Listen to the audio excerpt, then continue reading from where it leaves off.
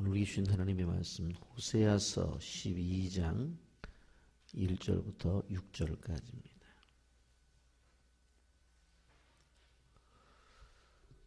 호세아서 12장 1절부터 6절 말씀. 에브라임은 바람을 먹으며 동풍을 따라가서 종일토록 거짓과 포악을 더하여 아수르와 계약을 맺고 기름을 애굽에 보낸도다.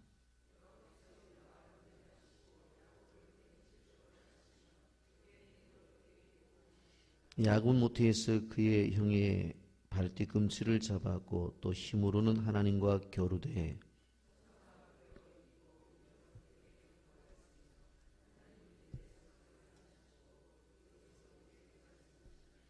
여호와는 만군의 하나님이시라. 여호와는 그를 기억하게 하는 이름이니라.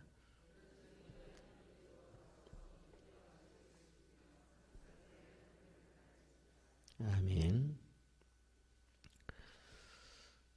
호세아서에서 호세아가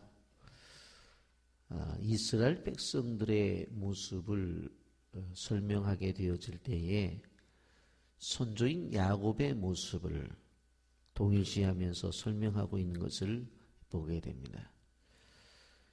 여러분, 야곱이 누군가? 바로 이삭과 리브가 사이에서 나온 아들인데 쌍둥이 형제, 바로 에서와 야곱 가운데 한 사람입니다. 나올 때 형님의 발뒤꿈치를 잡았다라고 해서 이름이 야곱이 되었습니다. 야곱이 이제 어머니 뱃속에서 나올 때 형님의 발뒤꿈치를 잡고 나온 이유가 뭐예요? 자기가 먼저 나가겠다는 것입니다. 자기가 형님이 되겠다는 것입니다. 그런데 그것이 이루어지지 않자 결국 성장을 해서 아버지도 속이고 형을 속이고 장자의 명분을 빼앗아서 외삼촌 라반의 집으로 도망을 갑니다.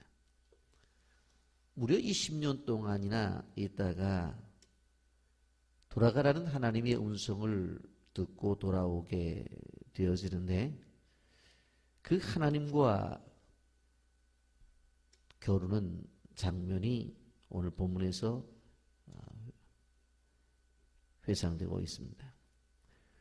로마서 9장 13절에는 말라기 12장 2절과 3절을 인용해서 기록된 바 내가 야곱은 사랑하고 에서는 미워하였다 하심과 같으니라 하는 말씀이 나와 있습니다.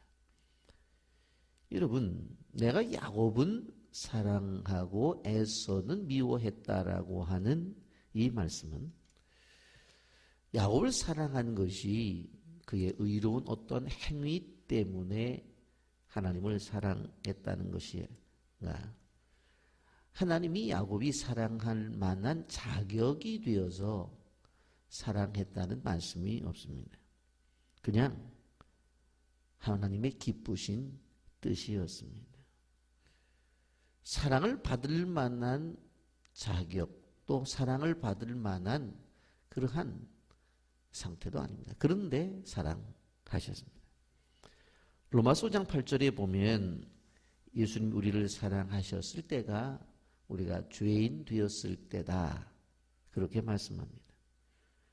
우리가 아직 죄인 되었을 때에 그리스도께서 우리를 위하여 죽으심으로 하나님께서 우리에 대한 자기의 사랑을 확증하셨느니라, 그렇게 말씀합니다. 여러분, 우리가 기억해야 될 것은 우리가 야곱처럼 어떻게 보면 간사하고 형을 속였던 야곱처럼 남을 속이는 행위가 있다 할지라도 바로 하나님의 사랑하시는 사랑이 우리에게 있다라고 하는 것입니다. 그리고 그러한 사람을 하나님이 야복강에서 다시 만나 주신다라고 하는 것입니다. 여러분, 우리는 우리의 판단과 우리의 생각을 가지고 하나님의 사랑까지도 우리가 결정을 내리는 사람들이 있습니다. 아니 어떻게 교회 안에 저런 사람이 있냐고, 어떻게 교회 안에 저런 사람이 있어서 교회 안에 집사라고 말을 하냐고, 어떻게 더 표현한다면 저런 인간이 교회 안에 권사냐고 그렇게 말할 수 있어요. 근데 우리가 보게 되어지면 호세아서를 통해서 가르쳐 주는 것은 뭡니까? 저런 인간도 사랑하시는 하나님이라는 거예요. 여러분 생각을 해보세요. 호세아와 고멜의 관계를 설명하면서 하나님과 교회의 관계를 설명하고 있고, 이것을 통해서 하나님과 우리와의 관계를 설명하는데, 고멜도 사랑하시는 그 하나님, 그 고멜도 사랑하는 그 남편을 통해서 고멜과 같은 그런 존재도 사랑하신다는 거예요. 그러니까 우리가 알아야 될 것이 뭡니까? 여러분, 이런 일이 있어서는 안 되죠. 그러나 한번 생각을 해보세요. 어떤 집사님이 계신데 생활이 엉망진창이야. 이번에 나갔다가 또 애 하나 임신해갖고 들어왔다며? 아니 그런데 그 남편 소득도 없이 어떻게 가서 또 그 부인을 찾아왔대. 얼마 있다가 그 집사 또 나가서 다른 남자하고 바람 펴가지고 또 뱃속에 애 하나 갖고 들어왔대. 아니 그런 인간이 어떻게 교회 안에 있어? 그건 우리 교회에서 내쫓아야 우리 교회가 제대로 되지. 그렇게 이야기할 수 있다는 거예요. 그런데 하나님은 뭐라고 말하냐면 그런 인간도 하나님은 사랑하신다는 거예요. 그걸 얘기하는 거예요. 우리의 잣대로 이런 인간 저런 인간, 이런 사람 저런 사람 그렇게 판단하지 말라는 거예요.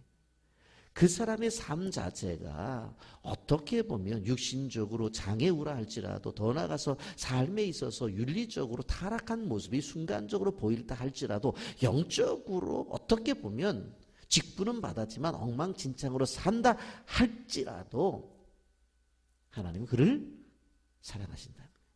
이걸 이야기하는 거예요. 어떻게 그럴 수 있냐고요? 이스라엘 백성이 그렇게 살았잖아요. 그런데 하나님이 끝까지 사랑하시잖아요. 그걸 말씀하는 거예요. 여러분, 이스라엘의 거짓된 모습을 볼까요? 11장 12절 말씀 한번 여러분 보세요. 에브라임은 거짓으로, 이스라엘 족속은 속임수로 나를 애워쌌고, 유다는 하나님 곧 신실하시고 거룩하신 자에게 대하여 정함이 없도다. 여러분 생각을 해보세요. 여기에 보면 11장 12절에 에브라임은 거짓으로, 이스라엘 족속은 속임수로 나를 애워쌌다 그랬어요. 여러분, 거짓으로 애워쌌다는 것은 무엇일까요?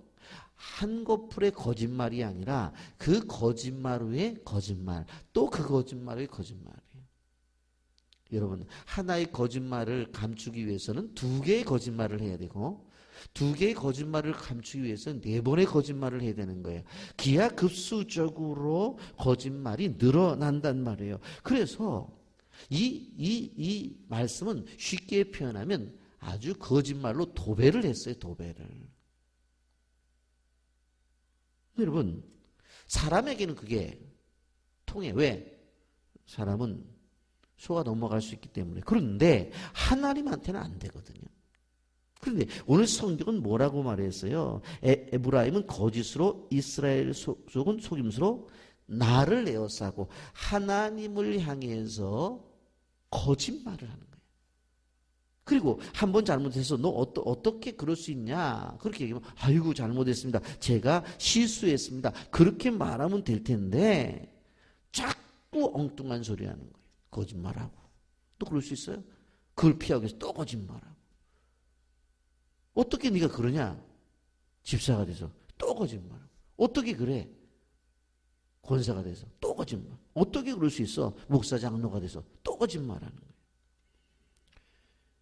여러분, 그런 모습이에요. 12장 1절 오늘 한번 볼까요? 에브라임은 바람을 먹으며 동풍을 따라가서 종일토록 거짓과 포악을 더하여 아수르와 계약을 맺고 기름을 애굽에 보내는도다. 그래서요, 여러분 한번 보세요.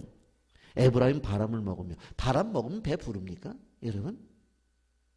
이건 먹어도 배도 안 부르는 걸 먹는 거예요. 그런데 배 부를 줄 알고 먹고 가요. 동풍을 따라간다고 말을 하고 있어요. 동풍은 아주 무서운 거예요. 아라비아 사막에서 불어오는 것인데 한 번 불어오면 모든 것을 죽이고 파괴를 시키는 건데 가다가 죽는다니까. 그런데도 끊임없이 죽음의 곳을 향해서 나간단 말이에요. 여러분, 하나님께서 이스라엘 백성에게 원하는 것이 뭡니까? 그냥 하나님만 바라보고 살라는 거예요. 하나님만 바라보고. 그런데 여기 보면 아수르와 계약을 맺고 기름을 애굽에 보내면서 주변에 조금 힘이 세다고 한다면 기웃거리고 조금 능력이 있다면 저 사람이 나를 도와줄까 하면서 쫓아다니고 있단 말이에요. 그래서 하나님 그러는 거 2절에서 여호와께서 유다와 논쟁하시고 야곱을 그 행위대로 벌하시며 그 행위대로 니들 그러다가 큰일 난다. 니들 한 대로 내가 다 갚을 거야. 그렇게 말씀을 하신다고 하는 것입니다. 그 말은 뭐냐면 꼭 이렇게 하시겠다는 뜻도 있지만 또 하나는 너 그러다 혼난다. 아이들 키우는 부모님이 너 배 한 대 벌었다, 2대 벌었다, 3대 벌었다 하는 거는 큰일 나 하면서 경고의 메시지라고 하는 것입니다. 여러분, 우리는 구약의 말씀 속에서 특별히 호세아 선지자를 통해서 볼 수 있는 것이 뭔가 하면 우리가 하나님의 백성이 되는 것보다 어려운 것이 뭐냐요? 하나님의 백성으로 살아가는 게 더 힘들어요. 중요하기 때문에 다시 한번 말씀드릴게요. 하나님의 백성이 되는 것보다도 하나님의 백성으로 살아가는 게 더 힘들어요. 저는 목사가 되는 것보다도 목사로 살아가는 게 더 힘든 거예요. 물론 목사가 되어지는 과정 속에서 대학을 공부하고 신학대학원을 공부하고 강도사, 목사고시를 보아서 정말 목사 안수를 받았죠. 그래서 목사 안수를 받을 때에 주변에서 축하한다고 막 그래요. 근데 저는 그때 축하받을 일이 아니더라고. 앞으로 짊어지고 나갈 일이 더 크더라고요. 그래서 다른 목사님들, 우리 동기 목사님들, 사모님들 한복 입고 양복 새 거 입고 축하한다고 그러는데 저희 집사람한테 한복 무슨 한복이야. 평상복 입고 가자고. 그랬어요. 왜? 지금까지 공부해오면서 온 거는 아무것도 아니에요. 목사가 돼서 목사 일을 할 일이 더 힘든 거예요. 여러분, 장로님 임직을 받고 권사님 임직을 받아요. 축하한다고 사진 찍고 그러죠. 그런데 권사 되기가 힘들어요. 권사로 사는 게 힘들어요. 그걸 우리가 알아야 된다는 거예요. 여러분, 집사가 되는 게 힘들어요. 집사로 사는 게 힘드냐. 결국 우리는 하나님의 백성으로 되어지는 것은 하나님의 선택 속에서 이루어지는 거예요. 그런데 그 속에서 살아가는 게 너무너무 힘들다는 거예요. 여러분, 오늘 우리는 그러한 것을 보면서 오늘 야곱의 길을 한번 볼까요? 우리 인생의 삶 속에서 가장 정확하게 보여주는 것이 야곱의 삶이에요. 3절 보세요. 야곱은 모태에서 그의 형의 발꿈치를 잡았고 또 힘으로는 하나님과 겨루되 그랬어요. 형의 발뒤꿈치를 잡았다. 인간성을 가르쳐 주는 거예요. 아니, 좋게 태어나지. 하나님이 그렇게 하랬으면 둘째로 태어나랬으면 둘째로 태어나는 거지. 어떻게 했든지 지가 이기겠다고. 그래서 어떻게 보면 뱃속에서부터 씨름을 하잖아요. 그렇잖아요. 발뒤꿈치 잡고 자기가 나오겠다. 본문을 연구한 학자들은 뭐라고 말하냐면 이 아이를 받는 산파가 보니까 쌍둥이인데 둘째가 형님의 발뒤꿈치를 잡고 나오는 거예요. 뱃속에서 일어나서 포기했다. 이거 안 되겠구나 하고 야곱이 형 에서의 발뒤꿈치를 놨다고 한다면 산파가 애를 받으면서 어떻게 할 수 있어요? 뱃속에서 쥐어 때렸는지 형을 발뒤꿈치를 잡았는지 어떻게 하냐고. 그런데 희한한 일이 벌어진 거예요. 애를 받는데 쌍둥이인데 하나를 받고 나니까 그때는 산부인과가 있어요. 뭐가 있어요? 그 안에 애가 2개 들어있는 게 하나가 되는 몰랐을 거야. 아마 낳았는데 보니까 뭐가 하나 이상해. 보니까는 둘째 애가 앞에 애 발뒤꿈치를 딱 잡고 나오는 거예요. 그래서 야곱이 된 거예요. 요즘처럼 산부인과 가니까 하나네요, 남자애네, 여자애네, 아이고 쌍둥이네요. 그게 아니라니까요. 그 당시는 애를 받다 보니까 희한한 일이 벌어진 거예요. 작은 애가 먼저 나오는 아이의 발뒤꿈치를 쫙 잡고 있는 거예요. 그런데 이 인생이 어떻게 되어집니까? 나중에 바다나무로 가서 20년 만에 되돌아올 때 바로 야복강에서 천사와 또 씨름을 하잖아요. 갓난아이인데도 지기 싫어하는 집착성, 한 번 붙잡으면 놓치려고 하지 않은, 무슨 일을 하든 무슨 짓을 하든 자기가 해야 될 것은 해야 되겠다고 하는, 여러분, 하나님은요 이렇게 하지 않아도 축복을 주시기로 작정하셨어요. 큰 자가 작은 자를 섬길 거라고 이미 말씀을 하셨잖아요. 그래서 이 야곱을 통해서 하나님의 축복의 문을 열기로 하나님이 작정을 하셨다고요. 가만히 있어도 돼요. 생각을 해보세요. 아브라함이 이삭을 낳고 이삭이 결국은 에서와 야곱을 낳는데 야곱이 선택을 받고 야곱의 자손 가운데 12명이 이스라엘 지파의 조상이 되잖아요. 결국 자연스럽게 어떻게 되어져요? 이스라엘 민족이 조상이 되는 그러한 계보를 만들어 놓으셨다고요. 그런데 자기가 뭘 해보려고 그냥 하는 거예요. 여러분, 오늘 3절 하반절에 보면 또 힘으로는 하나님과 교류돼. 그래서 또 힘으로는 하나님과 교류돼. 여러분, 이제 삼촌 라반의 집에서 돌아오게 되어질 때에 자기를 맞이해야 될 형님이 군사를 데리고 나오는 거예요. 그래서 이거 큰일 났겠다 해가지고는 2대로 나눠갖고 한 대는 먼저 보내고 그 다음 또 한 대는 보내면서 두려워 떨고 있는 그때에 하나님이 사람의 몸을 입고 이 땅에 오신 거예요. 그리고 말없이 씨름을 해요. 야곱은 누군지 몰랐을 거예요. 누군지 몰랐어요. 그리고 씨름을 했어요. 여러분, 앞에 있는 분이 하나님이라고 하는 존재라고 하는 사실을 분명히 알았다고 한다면 아마 예의를 갖추고 씨름을 했을 거예요. 그런데 처음에 누군지도 몰랐어요.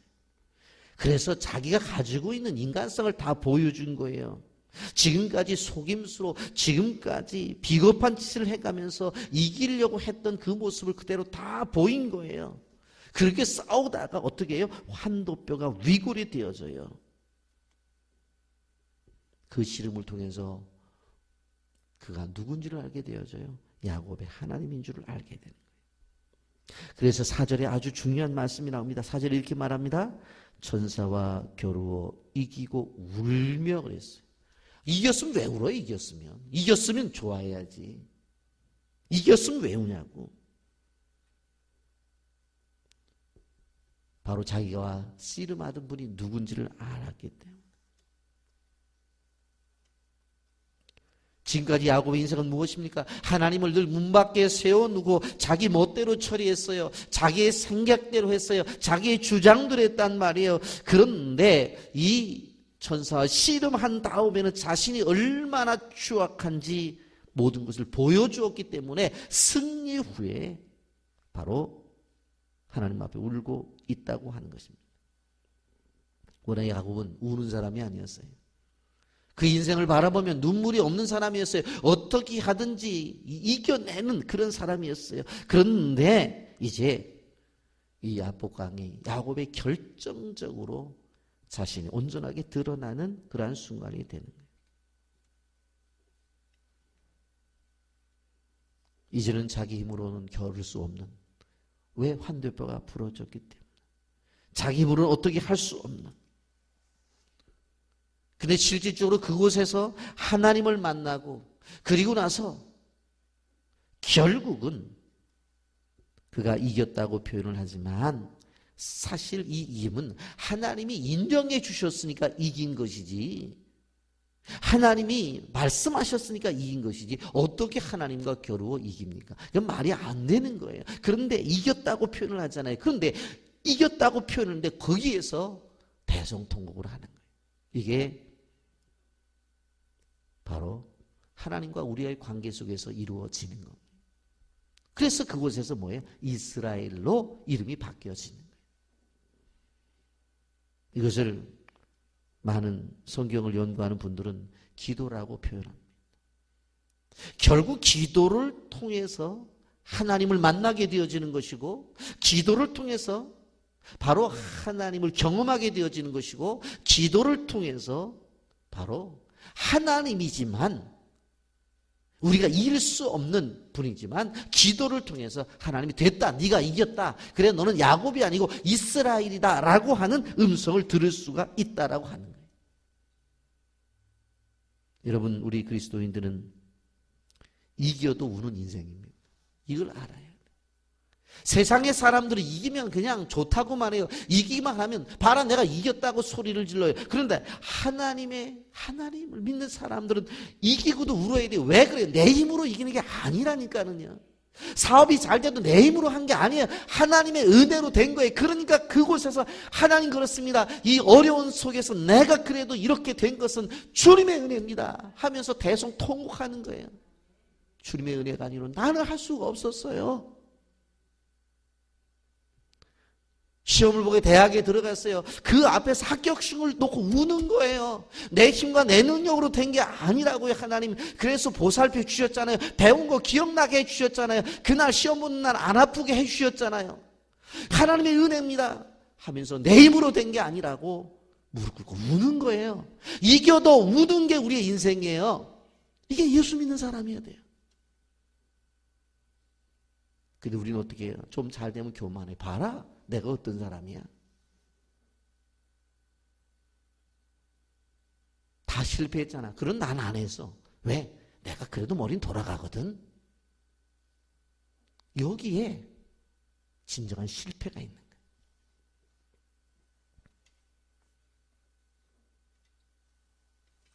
여러분, 우리는 기억해야 돼요. 우리는 이겨도 우는 존재가 돼요. 져서 그냥 괜히 슬퍼갖고 내가 졌다고 땅을 치며 통곡하는 사람이 아니라 이겨도 하나님의 은혜 앞에 무릎을 꿇고 하나님의 그 사랑 앞에 무릎을 꿇고 하나님이 나를 불쌍히 여기시는 그 긍휼 앞에 무릎을 꿇고 눈물을 흘릴 수 있는 사람, 그 사람이 은혜를 아는 사람, 그게 은혜 받은 사람. 여러분, 우리가 살 수 있는 방법이 하나밖에 없어요. 6절에 그렇게 말합니다. 그런즉 너희 하나님께로 돌아와서 인애와 정의를 지키며 항상 너희 하나님을 바랄지니라. 야곱이 장자의 명분만 쫓아가던 사람이었어요. 그래서 형님의 발뒤꿈치를 잡았어요. 그 장자권을 뺏기 위해서 팥죽 한 그릇으로 아버지와 형님을 속였어요. 그리고 돌아가서 삼촌 라반의 집에 가서 한 것이 무엇이 없습니까? 여인 하나 얻기 위해서, 라헬 얻기 위해서 7년. 그런데 레아요 또 7년 라헬. 끊임없이 세상의 것을 추구하면서 살아갔던 인생이었어요. 그러나 이제는 무엇입니까? 야보강에서 경험한 것은 너는 하나님만 바라라. 그럼 다 되는 거예요. 하나님만 바라라. 여러분, 우리가 살 수 있는 것은 하나님 앞에 항복입니다. 그리고 굳이 여기에서 말씀하고 있는 4절에 베델에서 그를 만나셨고 거기에서 우리에게 말씀하셨나니라는 것을 왜 여기에 기록하고 있어요? 베델의 하나님이 어떤 하나님이셨어요? 형의 장자권을 빼앗고서 도망을 가다가 막대기 하나 가지고 산속에서 자는데 배기할 것이 없어서 돌을 베고 찬 아무것도 없었던, 그런데 그곳에서 주님이 나타나셔서 말씀하셨잖아요. 그 하나님을 찾으라는 거예요. 아무것도 없지만 하나님만 바랐을 때에 사닥다리를 통해서 오르락 내리락 해서 자신의 인생 속에서 말씀하시던 하나님, 그 하나님만 생각하라. 우린 그런데 그 하나님만 바라지 않고 그 하나님이 주신 것들, 그것만 바라보고 살아요. 그러니 인생에 실패가 오는 거예요. 말씀을 정리합니다. 여러분, 오늘 정말 호세아 12장은 우리에게 주시는 복음의 메시지입니다. 그러기에 이 말씀 붙잡고 정말 저런 인간도 그런 인간도 사랑하시는 하나님, 고멜도 사랑하시는 하나님이신데 그 사실을 꼭 기억하면서 하나님 주신 놀라운 야복의 축복을 여러분이 받으시기를 예수님의 이름으로 축복합니다. 아멘. 거룩하신 하나님 아버지님과 사랑을